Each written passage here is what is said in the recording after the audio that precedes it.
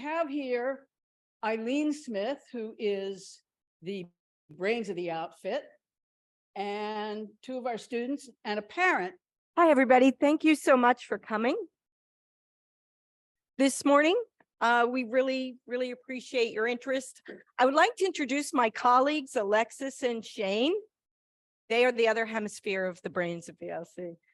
So, all right. So I don't know what people know about self-directed learning.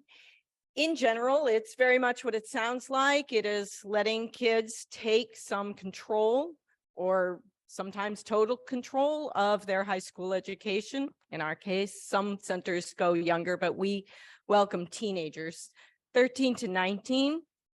And so that's general. What it looks like in the specific, of course, depends on each teenager. They and their parents work together to create a plan, or not. Sometimes they come and they don't have a plan, and sometimes they need to de-school for a while. A lot of our kids are coming to escape the school system they were in before it has stopped working for them. Sometimes it's public school, sometimes it's private school. Some of our kids are homeschoolers, long-term homeschoolers as well. And of course, we welcome them. But the learning cooperatives were designed by former teachers who were in mainstream schools. And I, too, I'm a certified K through 12 teacher in New Jersey.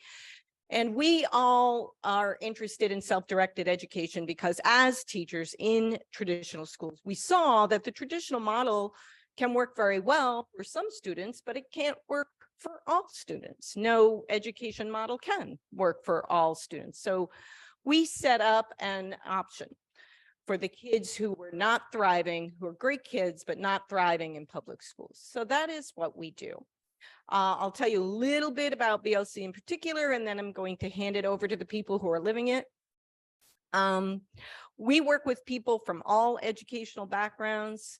We value diversity of all types. We are LGBTQ friendly. We are open to people of all religious backgrounds. And what we do is we provide opportunities. We arrange for volunteers to teach classes and do one-on-one tutoring. We help the kids plan and go on field trips every other week.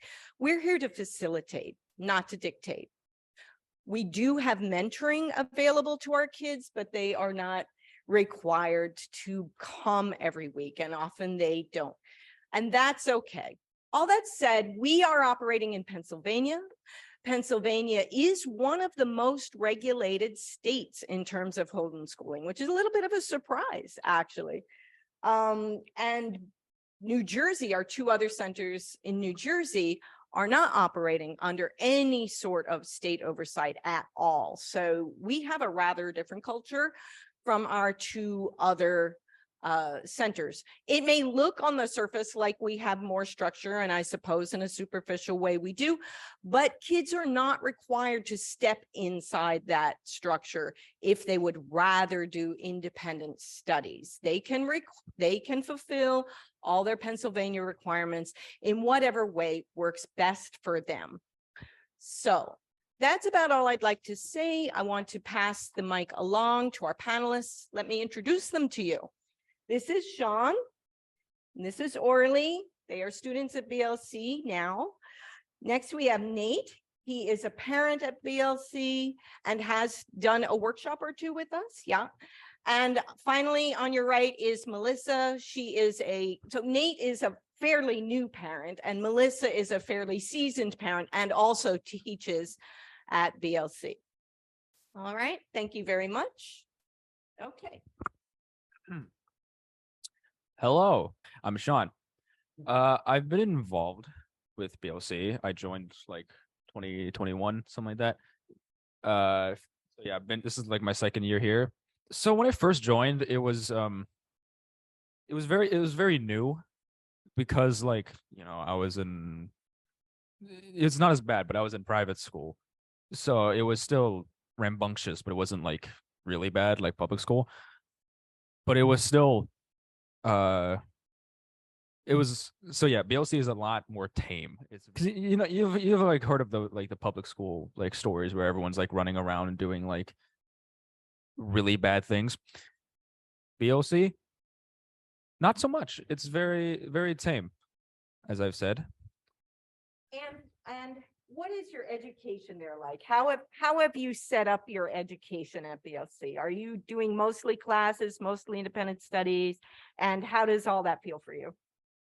Yeah, so it's mostly classes. Next year I'm gonna be a senior, so I'm gonna have to do some independent studies. But as for this year, I'm really just doing classes at BLC. And the kind of classes I'm doing are more like some of them are like, standard school like math, history, science, language, stuff like that. But there's also other fun stuff in there as well, like uh improv and the like. And what's your favorite class and what do you like about it? Favorite class. Can I say my own? Is that allowed? Sure.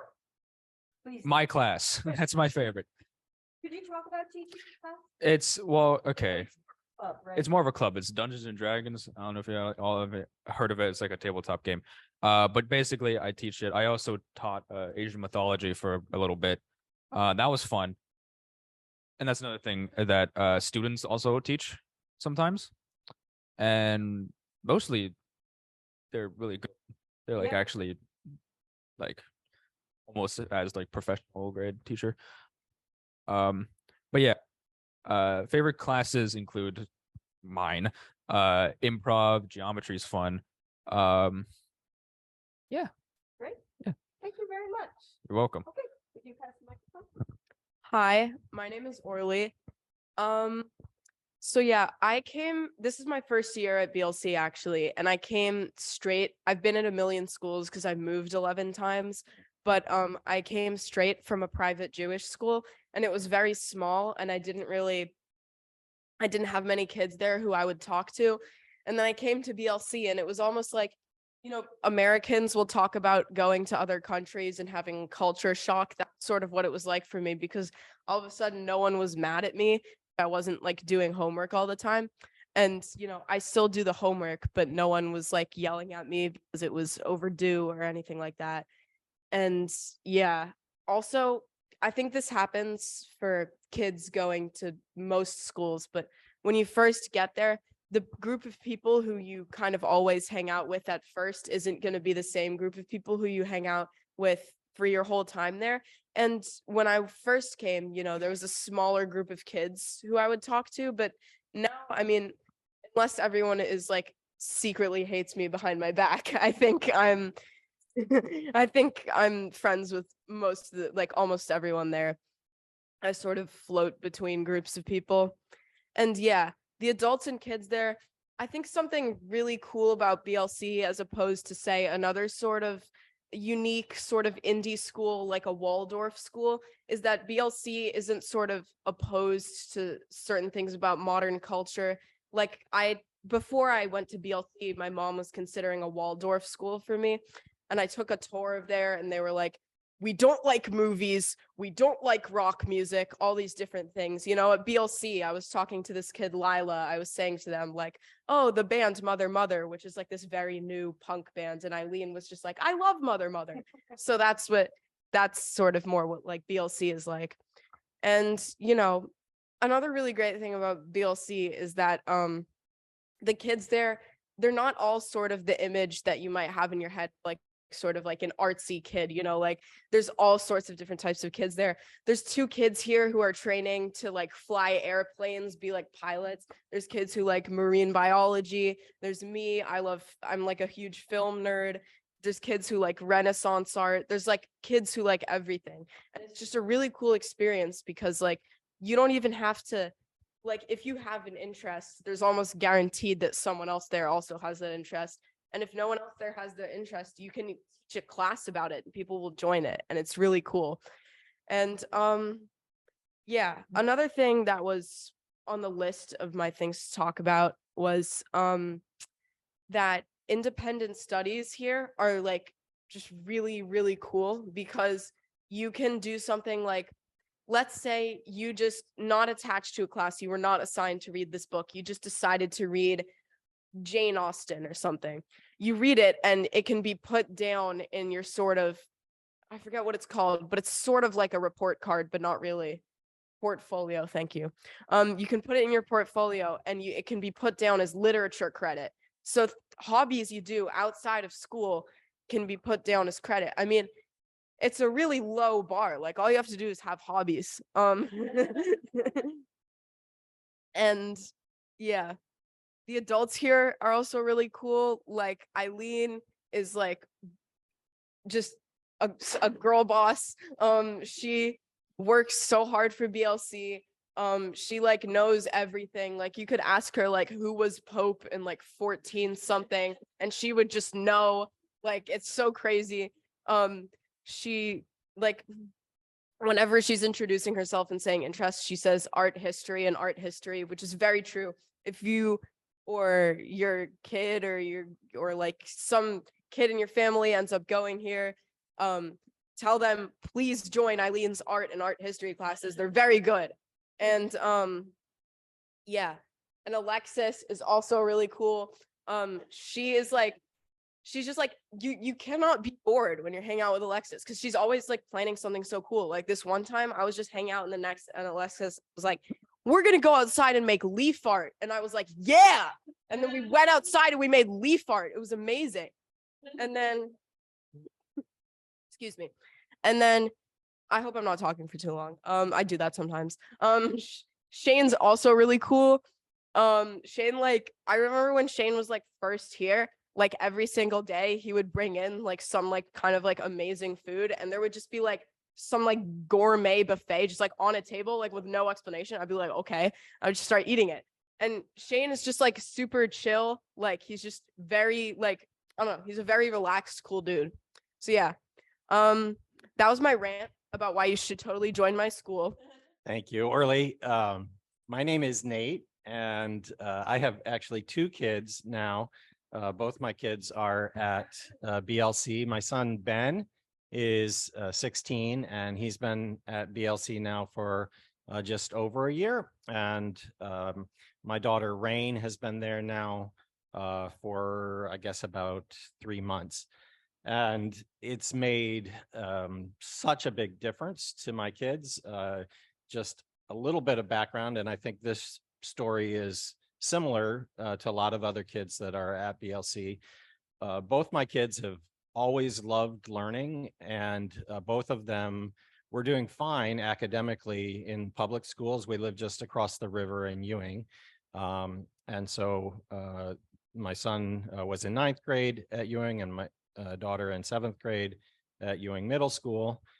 And the academics were okay, but they were both extremely anxious and frustrated with the chaotic and unkind environment around them. There was a lot of bullying. There was a lot of fighting, especially after the pandemic. And during the pandemic, there was a lot of cheating in classes. And that combination of that sort of stressful peer environment in particular was making them extremely anxious to go to school and making it really hard to focus on learning while they were there. My daughter was making herself sick about going to school in the morning. She would be so anxious, she would throw up sometimes before getting on the bus in the morning. And for both my son, when he joined last year, all of that stress just melted away in a week. And, he was able to really feel confident about the nurturing nature of the community at BLC, and that love of learning we had seen in him as a kid came back in full force and beyond what we had seen before. And he's really thriving in a way that is 180 degrees from a year ago when he was so stressed about going to a stressful public school environment. And it's doing the same thing for our daughter too. She's both she and Rain and Ben are excited about going to school in the morning, excited about what they're learning. I think, as Eileen and students explained, the curriculum is creative and expansive. And, Ben in particular, my 16-year-old, has all kinds of really interests, lots of interests and hobbies outside of what would traditionally fit in a typical curriculum. And he's able to, that was never counted. That was never appreciated by teachers at public school. And, those interests have been encouraged and nurtured and growing at BLC in a way that makes him really happy. And he's developing skills and passions and capabilities that are going to serve him well in the long term. And I just give you a couple little examples of that. The little milk jugs connected to the trees outside that you may have seen here, that's my son's fault. So he's been leading this cooperative maple syrup tree tapping and syrup little experiment, trying to raise funds for going on future trips and learning experiences. So far, I think they've tapped about 6 maple trees, and they've made about just under a gallon of syrup, pure maple syrup so far, and they're going to bottle them in little 8-ounce jars and sell them. So to raise funds for future field trips. Ben, my son, is also teaching a class this semester. He's teaching a digital art and Photoshop class, which is really awesome. I think that, I'm a professor at the College of New Jersey, and I can really appreciate the skill that takes, the planning, the creativity, the execution that's required to teach a class to your peers. Those are the kinds of skills that most students are not getting in most learning environments. Sitting in a class is a lot different than taking responsibility for, helping to teach your peers. And that kind of creative thinking, problem solving, it is what's going to serve students well when they graduate from high school. So I think I'll stop there and let Melissa talk as a more experienced parent, but look forward to hearing your questions when we're done here. So thank you, everybody. Hi, as Nate said, my name's Melissa. I still find it hard to believe that I'm the experienced parent now, but yeah, I am. My son this is his 5th year at BLC. He started in 7th grade, young like Ben's daughter, Rain. I could tell you a gazillion things about Milo, but we'd be here a really long time because he's been at BLC for 5 years. But what I really wanted to discuss was, I think, sort of the terminology. So I think a homeschooling cooperative, you get lots of people with question marks over that when you say that, like, what in the world is that? And are you religious, or, do you not agree? Like, did you not vaccinate your kid? Like, you get all kinds of, sort of looks from people. So that's I really like that we're kind of turning more to the terminology of self-directed learning. Is that truly what it is? And that's really what my son needed. He needed it in 7th grade, and he needs it now as a junior.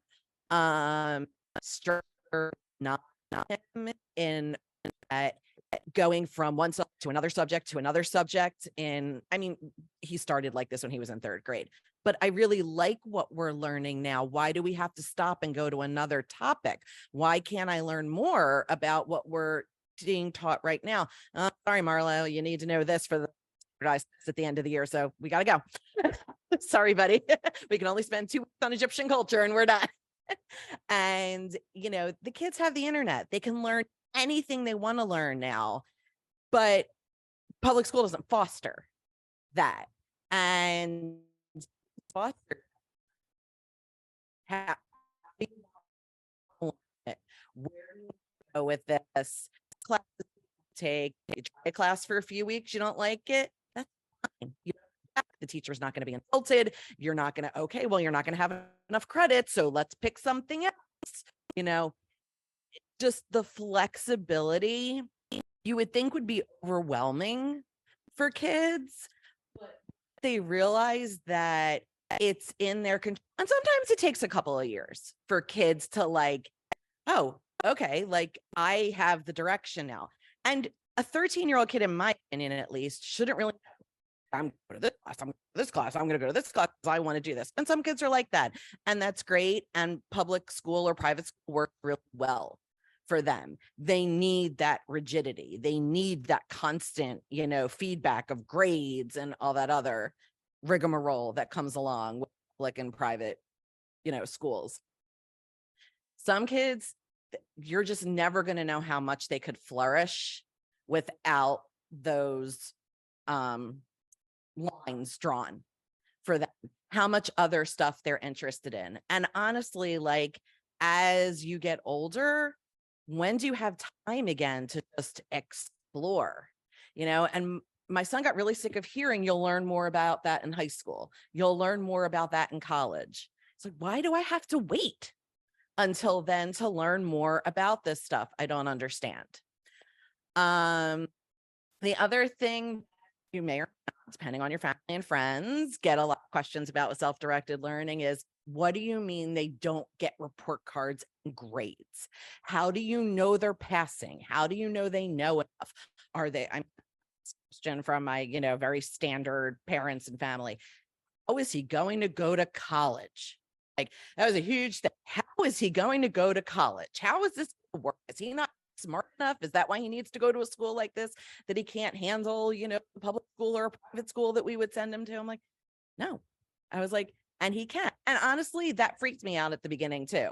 I was like, I went to public school. My husband went to private school, whatever. We went on to college, graduate programs. I was like, oh, how does this work? And Eileen's like, we've sent kids to college. It works. He'll figure out what he's interested in. And maybe he'll take a gap year, or maybe he'll do this. I'm now praying that my son will take a gap year, because I know that he won't probably, because somehow along the line, maybe he wants to be a nurse. Ask Eileen.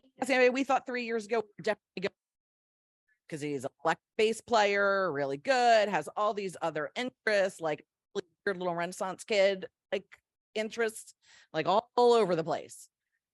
But this is what he wants to do. Now, this year, he's taking classes at Bucks County Community College because, the colleges he wants to go to need to see, AP classes. Well, this is what he's going to have to do. And he does it, and he's excelling beyond belief. So it's a check mark that you really don't have to worry about. And the other thing, like the stress and like just he goes to school, like almost all of my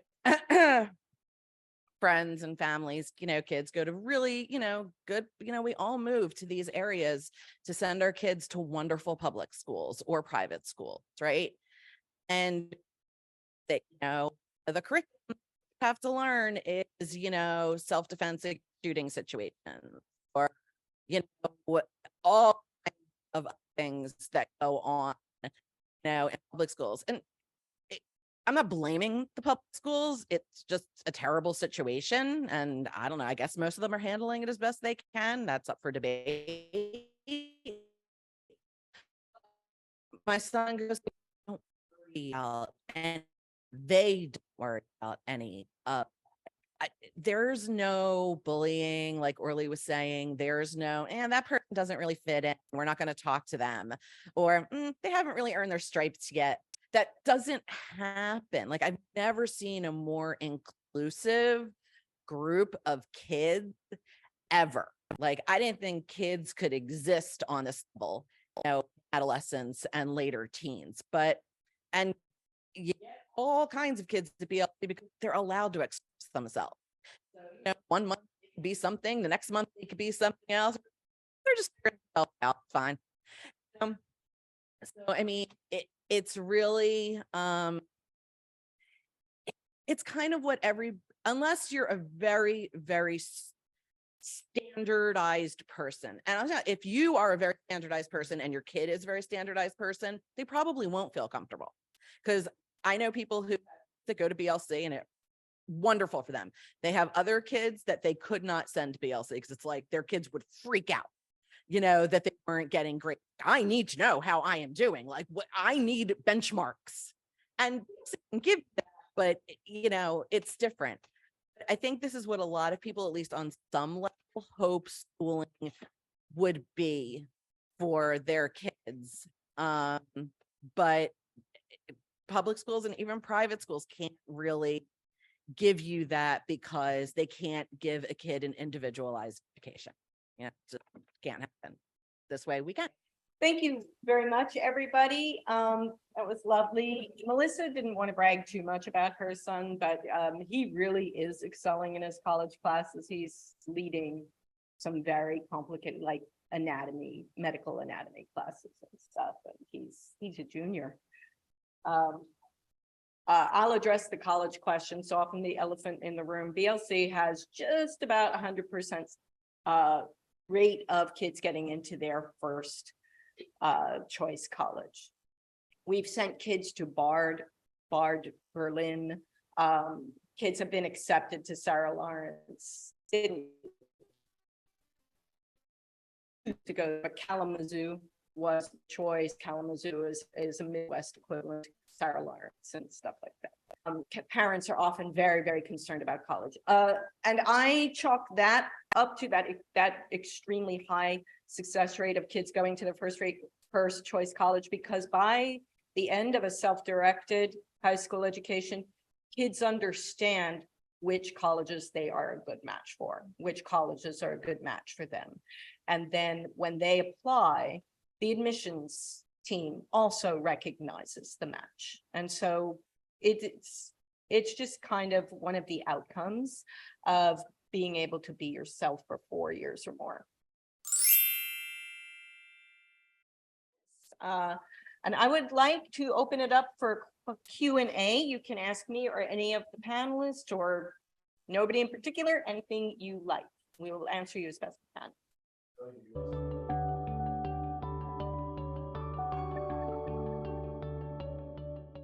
Yes, okay. So right now we have 26 students.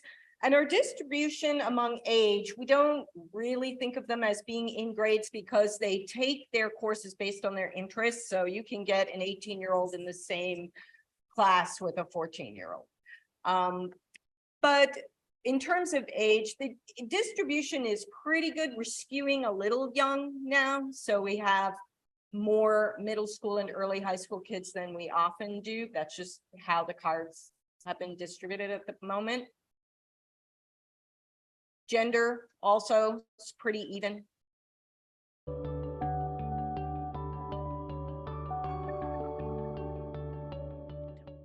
That's a good question. When I was in private school, because there's like a class schedule, right? So you have to do whatever they tell you to do, and you're just expected to just do it. The BLC is not really a class schedule. You can do whatever you want. You can do whatever classes you want to do, and that definitely has given me a lot of creative freedom and just regular freedom. I don't feel like trapped in a cycle or anything. I can do whatever I want. If I don't like a class, I can just go to another one that seems interesting. If I don't like it, then I can just drop it. Yeah, so I do a lot of things like outside of school. Not all kids do. Homework is opt-in here. I just personally like doing it because I'm in a lot of interesting classes. When I was at private school, I did not like most of my classes because I had a horrible English teacher and I had to do science and math, which I'm not good at. So I would have to write things that I didn't really care about, so I didn't put much effort into them. Here, like when I do homework, it's about things that I love and that I'm so interested in. So I like work super hard. Eileen will like send articles into Slack. That's sort of a digital homework resource we use. And Eileen often says she doesn't expect you to read all of them. I personally read all of them, but not all kids do. How it works here is at the beginning of a semester, that Eileen will give us a Google form with a bunch of classes and we'll vote on which classes we want. And then once the classes are actually real classes that are happening, you can choose which classes you do. You get a schedule and you put like a check mark in whatever classes you want to do. And there's also there's mentoring, which is once a week, you'll meet with your mentor, which will either be Eileen, Alexis, or Shane. And you'll talk about, well, actually, I don't know if all kids do this. They might talk about other things, but I like to talk about like sort of what I've been learning and what I've learned in my classes that week. And then Eileen will put it in this like form of what you've learned. And then she'll say like, well, what have you been doing outside of school? When I was doing musical theater, I would say, oh, we've been doing rehearsals. When I was filming my short film, I would tell her about how that's going. And yeah, it's pretty cool. So Thank you. Thank you. I'd like to follow up on one thing Orly said. Orly doesn't feel confident in math and science right now, but that's going to change. Because VLC offers, there are requirements in Pennsylvania. Math and science are going to be required. We do let kids put things off until they're a little older and feel a little stronger. My kid unfortunately waited until their senior year to do all their math. So that was a painful life lesson, but we offer these kinds of things in both standard and non-standard style classes. So if Orly doesn't want to do geometry, let's say, or algebra in the standard way, there are other ways to learn these skills. And we will either have one-on-one tutoring for her, or she can do an independent thing, or we will style a class that addresses whatever the math or science is that kids need in a way that will meet their needs. So.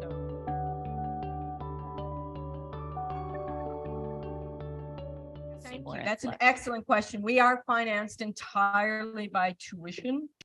And it can be a challenge because there are years when we have more families who need financial aid than in other years. And so we have our up years and our down years.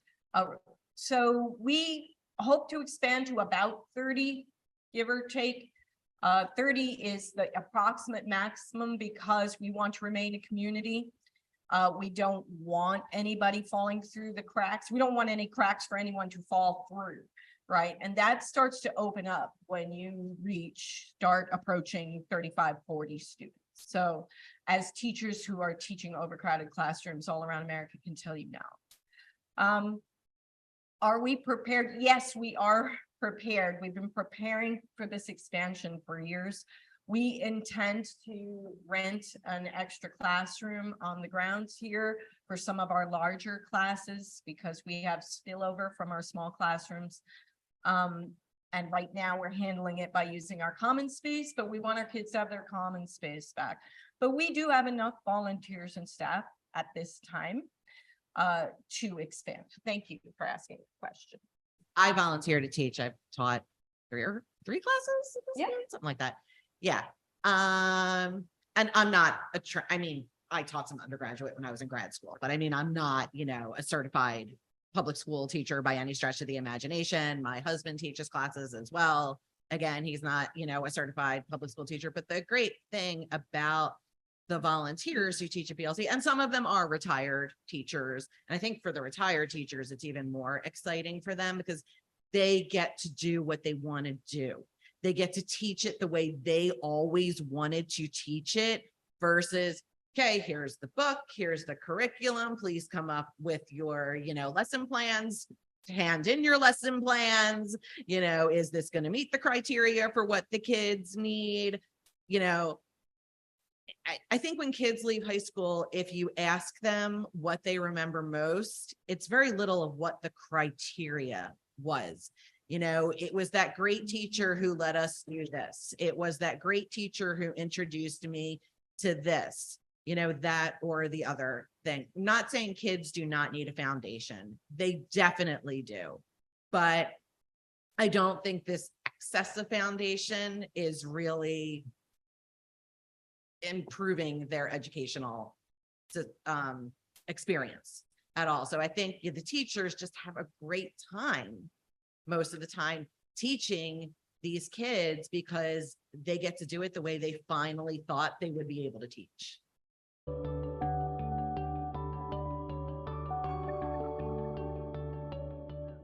Some are coming from public schools, which may or may not have connected with the child. Some are coming from homeschool or even unschooling at home situations. Some are coming from very ambitious private schools.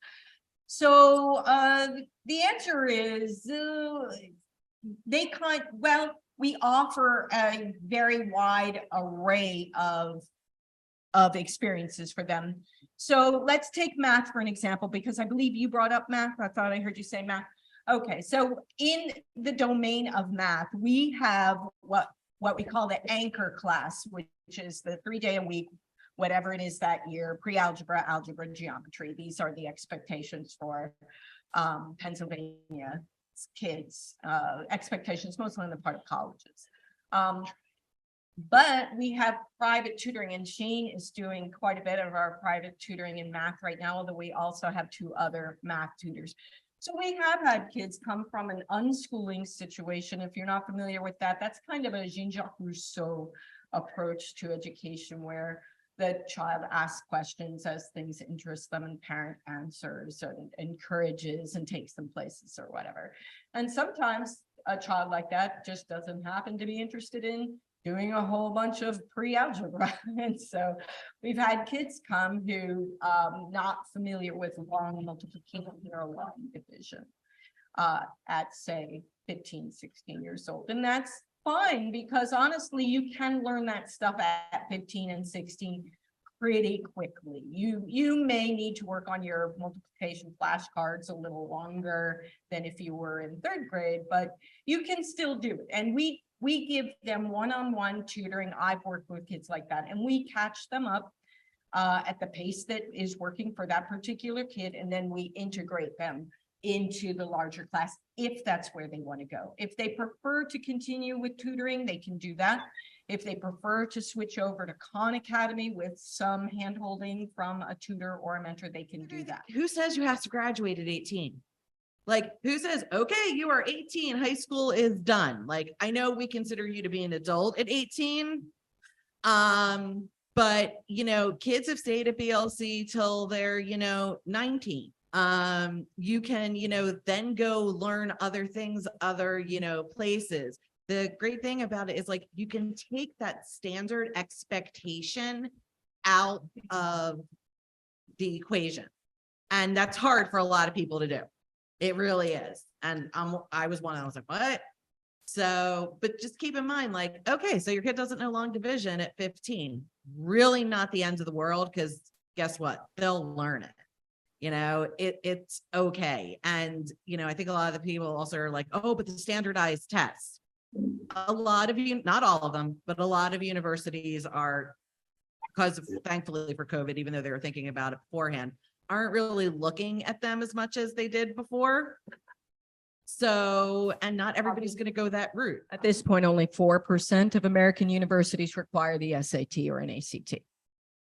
Shocking, right?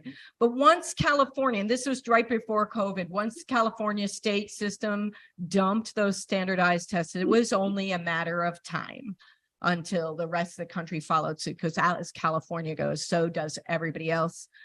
That's at the university level. At the high school levels, as Texas goes, so goes everybody else, right?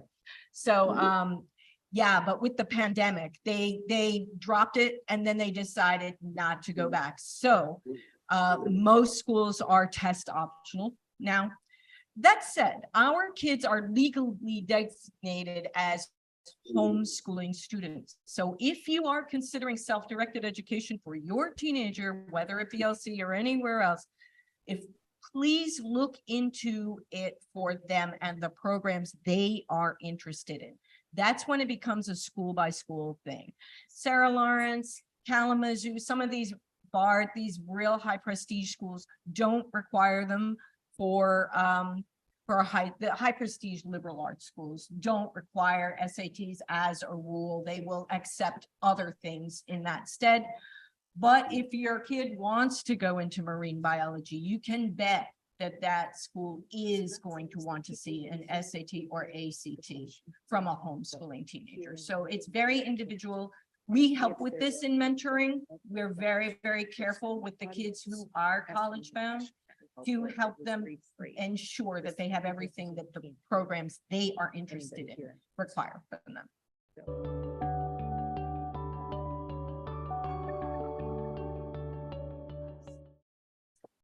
How to stay motivated.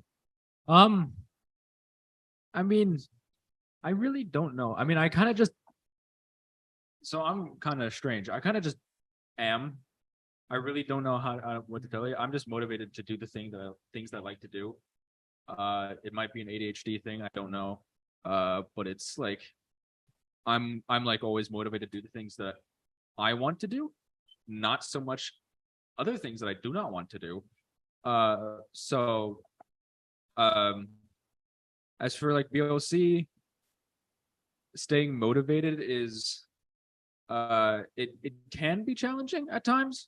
I know some people that it's kind of hard to stay motivated and hard to stay focused, but almost everyone eventually reaches the same point one way or another. I think for motivation for me, it was just that I felt like I had just been at a bunch of schools that gave me a lot of work. So, you know, when I got here, I was like, they're not giving me a lot of work, so I should just do it, you know, like it's a low bar, so I should just, you know, just do it. Sorry. It's not a low bar, it's just a bar of things that I actually wanted to do.